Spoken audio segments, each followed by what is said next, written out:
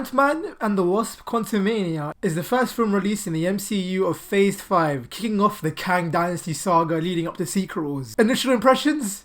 It is arse. This movie was arse. The brief synopsis of the film is that post-Endgame, Scott Lang's on top of the world, he's written a book, everything is going well, you know, he's doing his typical monologue thing at the beginning of the movie. But then we found that there's a bit of a history that happened with Janet Van Dyne, aka the OG Wasp, and it turns out she actually met Kang, aka Kang the Conqueror, the big bad in the quantum realm. And you know, it turns out he's got an army and he's trying to escape the quantum realm and ravage the rest of the universe. I struggled so much with this film, I very, very much did. The film was very, very disappointing and I'm very, very annoyed because one, I like Ant-Man a lot. I think the first Ant-Man film was beautiful. It was a great comedy action heist.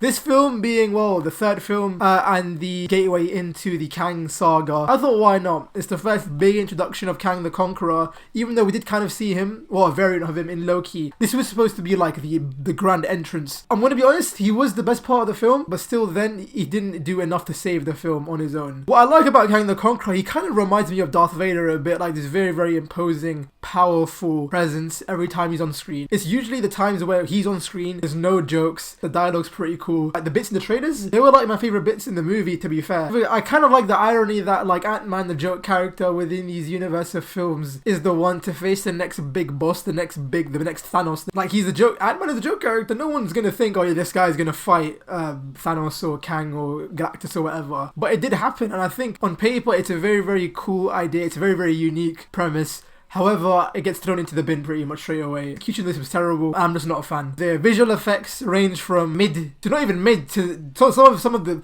there were some times where the green screen was very, very apparent and I was taken out of the film instantly. Specifically when we enter the quantum realm, it gets very, very apparent that everything is legit just green screen, and it's very, very annoying. I'm fed up of this stale ass like green screen like CG effect that they do within these MCU films, within the most recent MCU films. I feel like I'm watching a live action cartoon. You know, Spy Kids. It feels like I'm watching Spy Kids. To be fair, there's a lot of parallels between this and Spy Kids. I think Spy Kids, I genuinely had a lot more fun watching that film. Even today, I'll probably still watch Spy Kids over this film. Ant-Man and the Wasp: QuantumMania. I don't even know why the Wasp is in this film. She's barely in it. Hope Van Dyne. I love Evangeline Lilly. A very, very talented actor. I think the Wasp is a very, very cool character in general. She's been very, very much underutilized within the MCU, and I'm so annoyed because she is so cool. Plus the fact that, again, it's called Ant-Man the Wasp. It should just be called Regular Man because there's no visual action like dynamic flair within the action sequences when he turns big and small. The action scenes with his powers are very, very basic, especially if this is supposed to be the third film in Ant-Man's story. It's like he's taken a step back within his power set. There is one cool scene where he goes Giant Man for a bit in the final climax of the battle. I'm not gonna lie, I did get chills watching that bit where he's like getting pissed off at Kang. Kind of a sucker for the whole parent-child dynamic, father-daughter dynamic when it comes to storytelling. You see that a lot like in video games and movies. You got, you know, Logan, X-23, you got Kratos and Atreus from the God of War games. You got Joel and Ellie. I do like the family man dynamic character that Scott Lang has. He's the everyman. He's just the regular guy that becomes a superhero and is a part of the Avengers, and to be the main guy to clutch up to pretty much save everyone within the events of Avengers Endgame. It's cool. Like, Scott Lang is a cool character, but again, I think they didn't focus enough on father-daughter dynamic and that relationship that you really feel within the film. It's just heartbreaking because I just love that story trope when it comes to fictional like storytelling. The first 10 minutes of the film was pretty fun. You know, it's the standard Ant-Man comedy that you get with Scott Lang.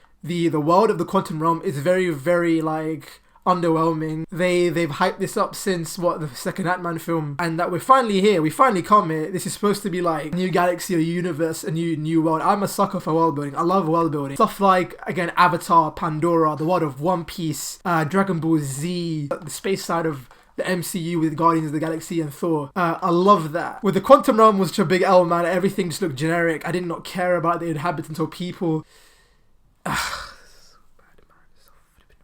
Oh my god, it was such a drag. It was such a drag. What? MODOK, what did they do to you? What did they do to you? Oh my god. If you thought Taskmaster was butchered, think again. MODOK, if you're a fan of MODOK, he has... Oh, bro, there. They do him so dirty. MODOK, if you don't know, this guy's supposed to be this this crazy, insane, like, killing machine. It's in his name. Like, was it machine, organized, design, and kill, and only to kill? I don't think you actually see him kill in this film. I get the fact that MODOK is supposed to be, like, the MODOK design itself is a bit absurd with the fact that he's a giant head. But, like, come on, man, these guys are supposed to be, like, what, the most professional high designers within the industry, but they couldn't even, like, all they did was just slap a face on a CG body. That's all it was, and it was so jarring. It was so jarring the entire time. I couldn't tell. It's one of those things where you're supposed to be laughing at him rather than laughing with him. And what annoyed me the most, and I genuinely, like, the climax battle was happening, and there was a bit where I was like, oh my god, I didn't expect them to go this way. And it's actually going to happen. Like, something dramatic is legit about to happen. And you're like, oh my god, you know what? I'm going to take it. Good on you. Let the thing happen. And then you get the rug pulled out of you. And it becomes like the generic thing when it comes to an ending event of a battle. And I'm like, oh my god. Why? Why did you do that? Why did you do that? You could have made the character and the movie so much more memorable if you ended the film like that. But they just completely sideways that. It completely felt like a reshoot. There's no consequence to that at the end of the film and at the end of the story as a whole. This is supposed to be this is supposed to be Kang's entrance. Like, when it comes to trilogies of films, this is supposed to be like Ant-Man's conclusion. And I'm really annoyed the way the MCU is just like an episode to hype up the next episode. But the episode itself isn't that good. So yeah, that's my little rant of Ant-Man and the Wasp: Quantumania.